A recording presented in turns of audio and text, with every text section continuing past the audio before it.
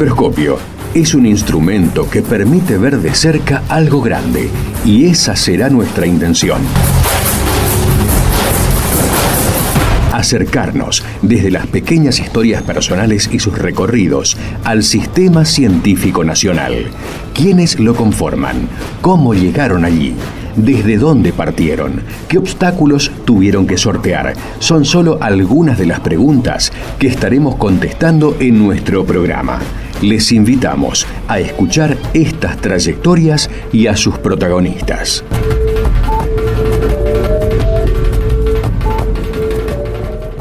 Buenas tardes, estamos aquí en Macroscopio, como todos los lunes, por FM Universidad. Hoy tenemos el gusto de hablar con la doctora Cora Arias. Cora es licenciada en Ciencias Políticas, doctora en Ciencias Sociales, es investigadora de CONICET. Su tema es el impacto de las tecnologías digitales en los procesos de trabajo en Argentina. Se desempeña en el Centro de Estudios de la Sociedad Digital, Escuela Interdisciplinaria de Altos Estudios Sociales y DAES de la Universidad Nacional de San Martín, en Buenos Aires, y le damos la bienvenida aquí al programa. ¿Cómo estás, Cora? Y gracias por tu participación. Buenas tardes y muchas gracias por la invitación a esta conversación. Nos gusta empezar el programa hablando de recorridos personales. ¿Cómo fue que te inclinaste por las ciencias políticas? ¿Dónde nació la curiosidad? ¿Cómo llegaste a esa disciplina? Bueno, desde chica siempre tuve un interés personal y familiar por los asuntos políticos y los asuntos sociales en general, y creo que fue un poco por casualidad de la elección de esa carrera, porque en realidad si tuviera que pensar hoy, mi disciplina de origen, por supuesto que está presente porque la formación de base brinda, sobre todo como una forma de pensar y de mirar la realidad, me atraviesa, y creo que a todas las personas nuestra carrera de base nos pasa, pero sin embargo no soy una politóloga clásica hoy. Sí. Hago más unas ciencias sociales más interdisciplinarias, pero creo que sí, que ese primer bichito de escuchar en las familias y entre discusiones sobre la política y de interesarme también. Tengo como bastante trayectoria de haber participado en el colegio, de asambleas, de levantar un poco la voz y de ahí, mi interés y lo que me fue guiando hasta aquí donde estoy hoy. Uh-huh. ¿Y tenés otros profesionales en la familia o sos la primera en acceder a la educación superior? No, vengo de una familia de profesionales. Hay varios investigadores de CONICET en mi familia. Tengo, de una trayectoria bastante inclinada hacia el mundo académico, que también creo que eso, fue como un horizonte para mí. Claro. Desde chica. Y seguramente eso también impactó en decidir seguir investigación, ¿no? Porque es una de las tantas opciones, ¿no? No hay tantas, pero una de ellas es investigar a partir de la formación. Sí, la verdad que yo estudié a fines de los 90, principios de los 2000, en una etapa en la que la opción de dedicarse a la investigación y de poder ingresar a CONICET no existía. Casi como hoy. Exactamente. Solo que yo hoy a mis estudiantes trato de alentarlos a que es un horizonte posible la investigación. Pero yo durante toda mi carrera, yo estudié en la Universidad de Buenos Aires, la carrera entre el 97 y el 2002, una etapa bastante complicada para la universidad. No existía como opción, mis profesores nunca me hablaron de eso, era como algo muy lejano. La gente que hacía investigación era gente que había podido irse afuera, a otros países. Y fue un poco por casualidad, la verdad, porque cuando me recibí, en ese momento complicado de bueno, ¿y ahora qué hago con todo esto que aprendí? Pues sobre todo este tipo de carreras que son muy teóricas, mucha carga conceptual y teórica y poco como posibilidad de pensar en términos prácticos a qué se puede dedicar uno, ¿no? El campo laboral es tan amplio que resulta complejo pensarse. Y bueno, sí, un poco por casualidad se difundió una convocatoria, una práctica de investigación para sumarse a un proyecto y ahí fui. Entre tantas otras cosas que hice en esos años, 2 o 3 años al recibirme, tuve la gran suerte de ingresar a un equipo de investigación muy interesante, con un montón de gente que se estaba formando, al mismo tiempo que las cosas fueron cambiando en la Argentina. Claro. Porque esto ya era 2004, ya la inversión en ciencia había aumentado mucho, el CONICET había empezado a abrir sus puertas. Claro. Y entonces eso me fue llevando a el mismo equipo de investigación, me incentivó para que me presentara mi primer beca en CONICET y así fue. Pero no fue algo planificado como creo que le pasó a muchas personas después. Yo, ya desde el lugar de la docencia y fui transitando otro tipo de trayectorias con los estudiantes que ya ingresaban a la facultad y sabían que el CONICET era una opción y que construían toda su carrera pensando en eso. En mi caso no fue tan así. Creo que a la mayoría de las personas que nos formamos en esa etapa era difícil pensarse, bueno, en cualquier opción, ¿no? Un poco lo que nos pasa hoy, ¿no? Es muy difícil pensarse como en una opción laboral que redituable y que a la vez sea, bueno, un campo interesante para desarrollarnos. Claro. Sí, porque de hecho en esa época las carreras estaban cerradas, no había ingresos, no había becas, no había nada, así que se llegó a tal punto en que se jubilaban los investigadores independientes y algunos superiores, que los pocos que había, y no había cuadros medios, o sea, no quedaban los asistentes y nunca, que no podían hacerse cargo de porque el propio reglamento lo impedía, así que bueno, el cambio ese en 2003 fue contundente y categórico, ¿no? Permitió que se volviera a nutrir el consejo con nuevas camadas de investigadores y empezar nuevamente con la formación de recursos que son los que hoy están resistiendo este nuevo embate en estos ciclos eternos que tiene este país. Exacto. Como dice la frase, no hay mal que por bien no venga, y calculo que todos esos antecedentes te sirvieron para acceder a la beca y después, poder acceder también al ingreso a carrera. Sí, absolutamente. Fue esa casualidad de haberme incorporado en ese momento en un equipo en el Centro de Estudios e Investigaciones Laborales, que es un centro de CONICET, en el CEIL exactamente. Ahí fue mi primera inserción como pasante y como becaria también, pero bueno, de esos años de pasantía, de participar en esos equipos, fueron fundamentales para mis primeras etapas de formación y claro, después poder acceder a la beca, que yo me parece importante siempre resaltarlo y se lo digo todo el tiempo a mis estudiantes, que no hay que descuidar el promedio. Todas las personas que quieren dedicarse a la investigación, el promedio en nuestras carreras de grado es un aspecto crucial para eso, para esa primera entrada. Después las cosas son diferentes, pero ese primer acceso a una beca hay que tratar de prestarle atención a la etapa de la primera formación en la universidad. ¿Cómo fuiste eligiendo el tema en ese momento para tus tesis? ¿Dónde abrevaste? Porque como bien decís, es un campo muy amplio. ¿Cómo te fuiste acercando al tema laboral, del trabajo? Y después, específicamente hablaremos después sobre las tecnologías digitales, ¿no?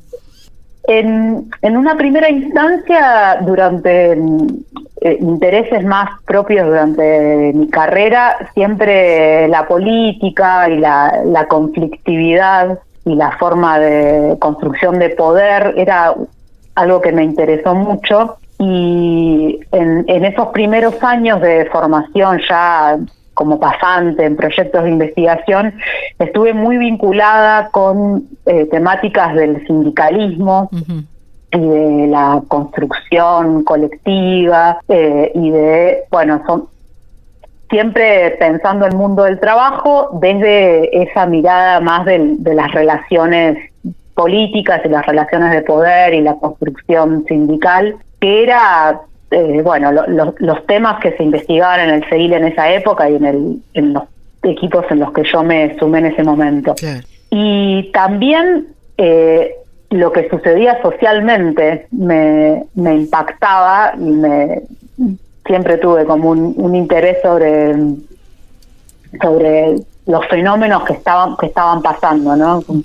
En una época también de chica quería estudiar periodismo y creo que tiene que ver con eso, con poder pensar la realidad que me atraviesa cotidianamente. Y entonces en esos primeros años del 2000 fue una etapa de gran agitación también. Y algo que desde las ciencias sociales se llamaba como una etapa de revitalización sindical, después de haber atravesado esa gran crisis de 2001 y que en realidad el sujeto político habían sido los movimientos sociales, mucho más que los sindicatos, que lo que pasaba dentro de las fábricas, digamos, porque, vivimos grandes momentos de desempleo. Quedaban pocas fábricas, además. Exactamente. Pero una vez que eso se empezó a recomponer, toda la economía en la Argentina, a partir de 2002-2003, empezó a aparecer nuevamente la conflictividad.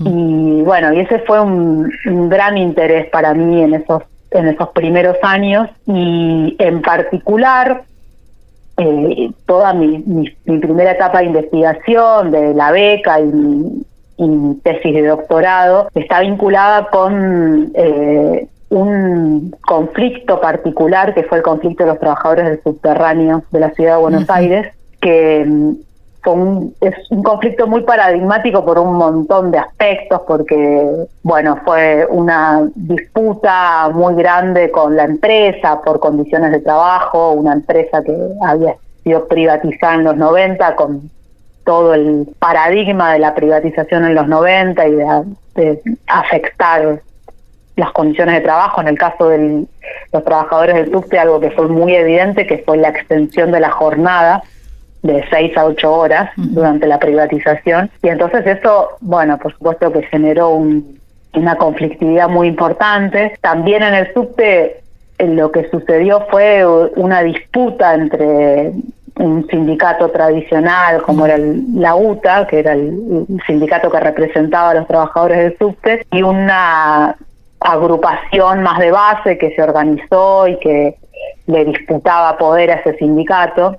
Y tenía un tercer componente, tuvo ese conflicto durante esos años que a mí me interesaba mucho, que fue cómo socialmente se interpretó, cómo se representaba ese conflicto socialmente a través de los medios, y cómo la opinión pública también construyó percepciones y opiniones sobre un conflicto que era muy visible, sobre todo para quienes vivimos en Buenos Aires, por los efectos que tiene cualquier medida de fuerza en el transporte, y en el caso del subte en particular, y porque, también los trabajadores se ocuparon de hacer visible ese conflicto y de convocar a los usuarios. Así que mis primeros años estuvieron ahí, abajo de la tierra, indagando un poco y conociendo cómo es trabajar en el subte. Bien. Y por ahí fui. Bien. Hacemos la primer pausa y volvemos en un minutito, Cora. Macroscopio. Investigar. ¿Para qué? Continuamos hablando con la doctora Cora Arias. Nos comentaba sus primeros años de formación, de investigación, el tema en donde primero agregó, que es el conflicto de los subtes en Buenos Aires. ¿Cómo sigue ese camino? ¿Te desligás de este tema? ¿Empezás a ver otras cosas? ¿Seguís profundizando? Los recorridos en investigación a veces tienen que ver con intereses personales y también los equipos, las instituciones por las que vamos atravesando, también muchas veces influyen para repensar nuestros temas, nuestros intereses de investigación. Y yo soy un poco un exponente de estas trayectorias, porque más allá de que nunca me desligué de mis intereses por el mundo del trabajo y por entender la conflictividad en el mundo del trabajo y las transformaciones en el mundo del trabajo, después de terminar mi doctorado y ya en la segunda etapa, que se vincula con ser una investigadora, tuve varios años de trabajo en otra institución, que es el CITRA, que es el Centro de Innovación de los Trabajadores, que tiene la particularidad de, además de ser un centro en el que hay personas, investigadores, becarios, está integrado también por muchos sindicatos, todos alrededor de esta problemática vinculada con el impacto de las tecnologías en el trabajo. Y entonces, un poco mi nueva inserción en esa institución que cuando yo llegué tenía apenas un año de creación, así que había un montón de cosas por hacer y había que un poco darle cierta impronta de las temáticas a investigar. Me empecé a interesar mucho sobre los temas que estaban planteados como en el diseño institucional y aunque no perdí el vínculo y el interés, porque en efecto seguí investigando sobre la organización colectiva y el posicionamiento de los sindicatos, pero el foco ahora, desde ese momento y hasta hoy, siempre está puesto en esa intersección entre las tecnologías digitales y el trabajo. Bien. Y varias dimensiones que están abordadas en esa vía de conceptos, que bueno, desde entonces estoy investigando. En un primer momento más vinculada a cómo los sindicatos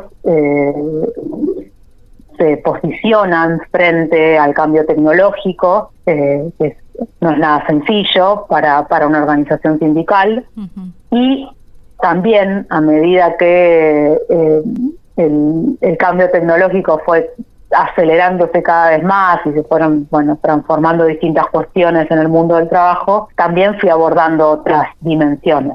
En estas modificaciones que impusieron las nuevas tecnologías al mundo del trabajo, esto fue muy reciente, porque vos empezaste estas investigaciones apenas comenzados los 2000 y pasaron escasos 20 y tantos años y ya es como contundente el cambio, o sea, el impacto que ha tenido y que sigue teniendo y se sigue ampliando, ¿no?, en las relaciones de trabajo, seguido, por supuesto, a todo un mundo laboral que viene cambiando también desde los 90 a 2000, con precarización, legislación, pérdida de derechos, desocupación, crisis económica, digamos, todo un gran paquete que afectan las antiguas relaciones laborales, me parece. Sí, absolutamente. Estamos atravesando una etapa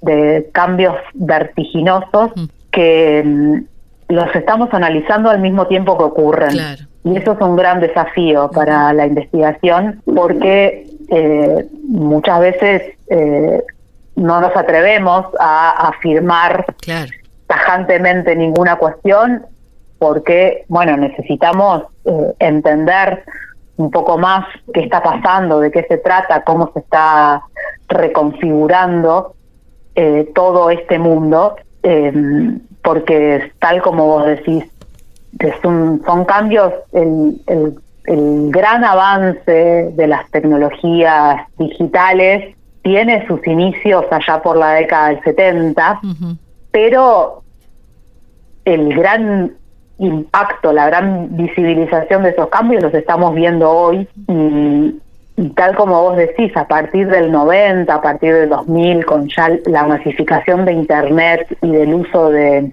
dispositivos personales como las computadoras y mucho más los celulares, bueno, todo eso que veníamos pensando, de repente lo tenemos frente a nuestros ojos, con un gran impulso que fue la pandemia. Claro.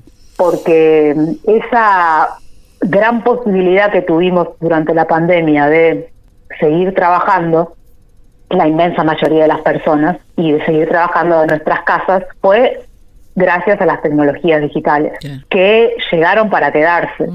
Algo que nos hubiera parecido impensable hasta hace pocos años, ¿no? Porque la pandemia fue hace 5 años, como tener una reunión de trabajo de manera remota, utilizando cualquiera de las plataformas que usábamos hoy. Hoy creo que en cualquier lugar de trabajo está absolutamente naturalizado, y bueno, eso es un cambio muy importante.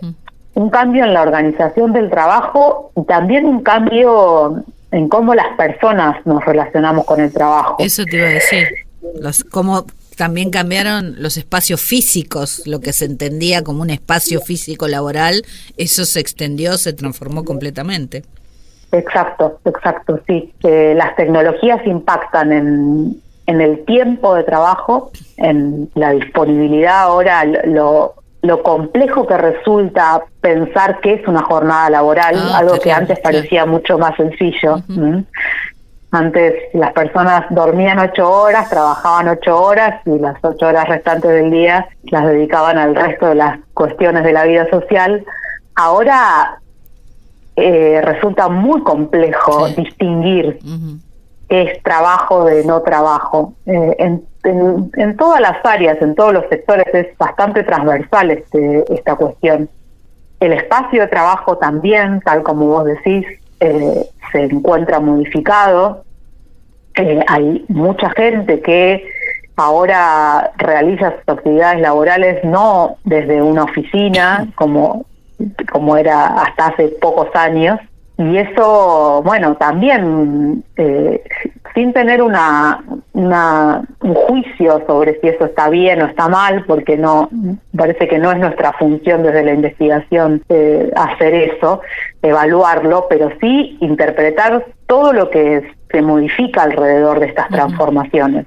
Y como vos bien decís, la necesidad de repensar también regulaciones, nuevas normas del trabajo, porque toda nuestra legislación está pensada para un mundo del trabajo que hoy está en crisis. Exacto. Y se transformó profundamente. Hacemos otra pausa, Cora, y volvemos en unos minutos. Macroscopio, ciencia y sociedad. Continuamos hablando con la doctora Cora Arias. Eso último que dijiste, ¿no? De una legislación que está pensada para un mundo de trabajo que está modificado, que prácticamente ya no existe. Además, no solo estas tecnologías han impactado en esta conformación del espacio, el compartir el espacio físico en una oficina o en una fábrica o en un otro tipo de trabajo, sino que se me ocurre además toda esta gente que está por fuera precisamente de las oficinas, de las fábricas. Hay todo un mundo de empleados, entre comillas, que trabajan y dependen de estas tecnologías digitales, y que eso es algo completamente diferente a como veníamos entendiendo las relaciones laborales en este país y en el mundo hasta hace unos años atrás, ¿no? Sí, por supuesto, con todo de la mano de todo este avance tecnológico también surgen las denominadas empresas de plataformas, que son empresas que se presentan a sí mismas como meras infraestructuras tecnológicas cuya única función es intermediar entre alguien que ofrece un servicio y quien quiere comprar ese servicio. Y estas empresas de plataformas, por ahí las más visibles y las que nosotros más conocemos hoy son las empresas de reparto, las empresas de transporte de pasajeros, del estilo Rappi, Pedido Ya, Uber. Okay. Pero esas son las visibles, pero existen en todos los sectores de la economía, y la lógica de gestión del trabajo que tienen está atravesando cada vez más sectores de actividad. Y uno de esos aspectos importantes es este que vos marcás, que estas empresas se desligan de cualquier tipo de vínculo laboral con quienes trabajan utilizando esas plataformas. Y bueno, eso por supuesto que genera la necesidad de pensar, esto es una cuestión que se está debatiendo internacionalmente, ¿no? La OIT, la Organización Internacional del Trabajo, este año, el año 2025, en su conferencia anual, estuvo tratando el problema de la regulación en las empresas de plataformas, y afortunadamente se votó, se aprobó que la OIT va a establecer un convenio, es decir, una regulación marco al que todos los países que adhieren a la OIT después deberán cumplir. Esto es un proceso muy largo, recién el año que viene se va a redactar ese convenio, pero sí es un gran aliento para todos los trabajadores y las trabajadoras que se esté pensando en cómo se va a regular este nuevo trabajo, que es un gran desafío, porque lo que tiene que lograr la regulación es que lo que las personas valoran de ese trabajo, que se vincula con cierta flexibilidad de los horarios de trabajo, independencia en el trabajo, eso no se pierda de la mano de poder conseguir derechos, esos derechos que ninguno de los trabajadores y las trabajadoras tienen hoy utilizando estas plataformas para trabajar, porque lo que no podemos permitir es que todos los derechos que se conquistaron hasta hoy se pierdan. Y lo que hay que pensar entonces es cómo se adaptan esos derechos, como el derecho a las vacaciones, como el derecho a tener un ingreso acorde al tiempo dedicado al trabajo, a tener seguridad social y garantías de los riesgos de trabajo.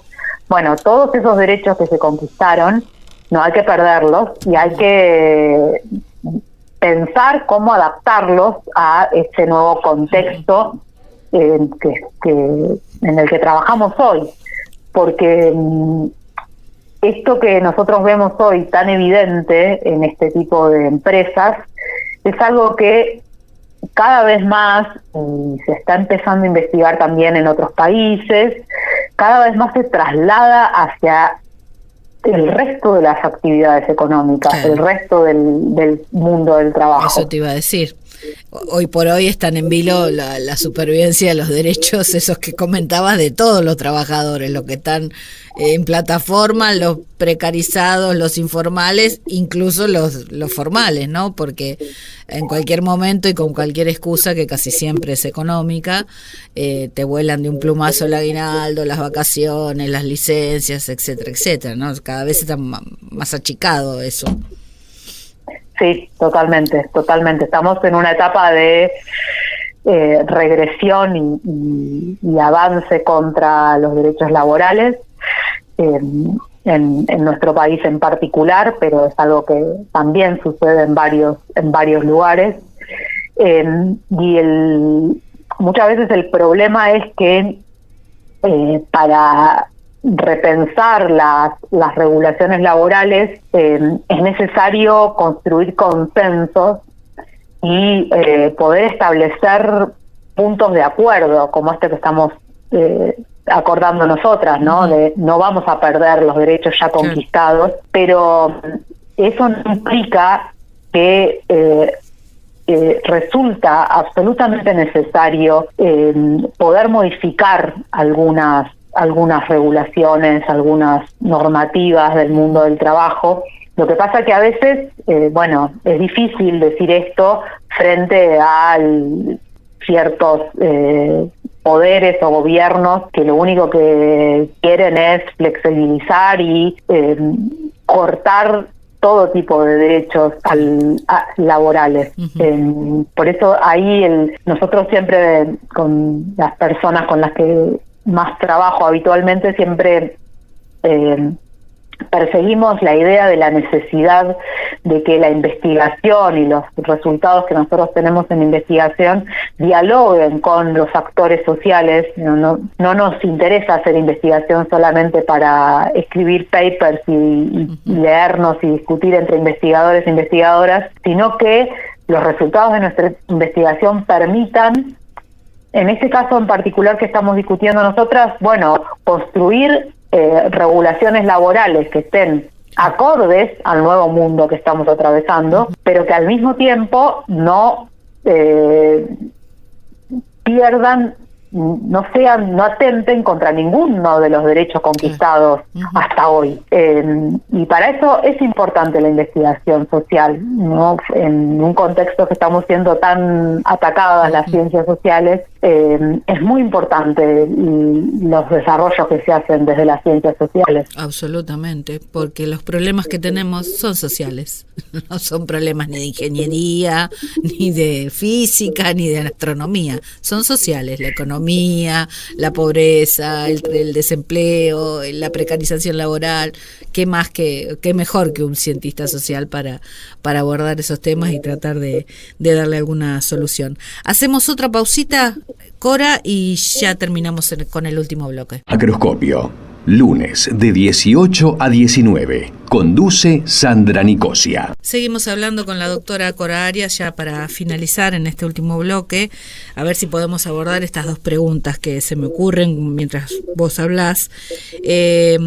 Un tema es específicamente estos trabajadores ligados a las tecnologías digitales, a las plataformas, el proceso de sindicalización, que calculo, entiendo, prejuzgo que no existe debido precisamente a su relación laboral, y que es algo que ya viene en baja incluso en los trabajadores formales. De todas maneras, igual se organizan, porque hace poco tiempo hubo tremenda manifestación, creo que fue en Rosario, de trabajadores de plataforma exigiendo estos derechos de los que tanto estás hablando. Es cierto que, tal como vos decís, no existe un proceso de sindicalización formal, porque precisamente no son trabajadores formales en relación de dependencia, tal como exige nuestra legislación y la mayoría de los países para conformar un sindicato. Pero eso no quita que hay incipientes organizaciones. A nivel internacional hay también varios intentos, ¿sí? de poder articular y organizar a estos trabajadores de plataformas. Pero acá en Argentina hubo varios intentos de organizar, incluso hoy perviven algunas de estas agrupaciones, organizaciones. Complejo, es un mundo complejo porque los trabajadores están dispersos, entonces es difícil encontrarlos. Hay un malestar en el trabajo, ¿no? Y estos trabajadores, en la mayoría de los casos, son conscientes de la falta de derechos que tienen, de los abusos que cometen esas empresas multinacionales, millonarias, que algo muy coyuntural en la Argentina hoy, pero que las tarifas que están cobrando tanto los choferes como los repartidores son una miseria, producto del contexto, ¿no? Las empresas pueden hacerlo, por supuesto, en una situación de crisis, de tantas personas desempleadas o con necesidad de sumar ingresos porque sus salarios no les alcanzan. Bueno, eso genera que hay una gran masa de personas con necesidad de trabajar y por lo tanto estas empresas pueden imponerle tarifas muy bajas a los repartidores o los choferes, y bueno, eso es un gran reclamo de estas personas. Al mismo tiempo, y afortunadamente, desde las centrales sindicales en Argentina también hay un interés por construir, acercarse a estas personas y poder construir ciertos lazos para, bueno, sumarlos a los sindicatos y poder representarlos. Como te decía hace un rato, estamos analizando y pensando un fenómeno que está sucediendo en este momento. Claro, que no sé, es contemporáneo, digamos. Exacto, exacto. Y estamos como en esas primeras etapas del capitalismo, ¿no? Cuando se estaban organizando los sindicatos. Una primera etapa de vínculos sociales, vínculos de solidaridad entre los trabajadores y las trabajadoras. Recrear un poco también qué forma van a adoptar, porque quizás no necesariamente son el tipo de organización sindical que nosotros conocemos hoy. Claro. Porque también, bueno, las tecnologías también generan otro tipo de vínculos, otro tipo de articulación. La mayoría de estos trabajadores comparten grupos en redes sociales o en plataformas de mensajería que les permite estar en contacto, que les permite compartir lo que les pasa. Hay resistencias, muchas veces resistencias individuales, cuando empiezan a conocer cómo funcionan las plataformas, saben también cómo ganarle por momentos a estas plataformas.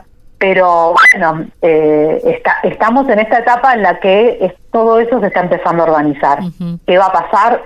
No lo sabemos, pero sí creo que hay un germen de organización y de articulación de estos trabajadores para reclamar y por sus derechos frente a estas empresas, y que también creo que hay una voluntad de las centrales sindicales de pensar, interpretar este nuevo mundo y representar los intereses que tienen estos trabajadores. Bien. Y hay un tema que para mí es fundamental en esto, que bueno, que lo he escuchado en algunos investigadores, también vos has escrito sobre el tema, algunos trabajadores de plataformas se lo plantean, es el tema de un término que para las ciencias sociales es un poco difícil, de la percepción o autopercepción de ellos, ¿no? Se perciben, se consideran trabajadores, emprendedores, independientes, o son autoexplotados, sobrevivientes, en qué, no diría casillero, pero digo, cómo en también en este cotidiano de que se va transformando, ¿dónde los vamos ubicando? Mira, lo primero que me sale decirte frente a esa pregunta es que sí estoy convencida de que ese eslogan tan difundido por las empresas de ser tu propio jefe, claro, no encarnó en nadie, en ninguna de estas personas. Nadie se lo cree. Nadie se la cree, ¿no? Nadie se cree su propio jefe. Y sí me parece que hay un consenso, cierta percepción generalizada.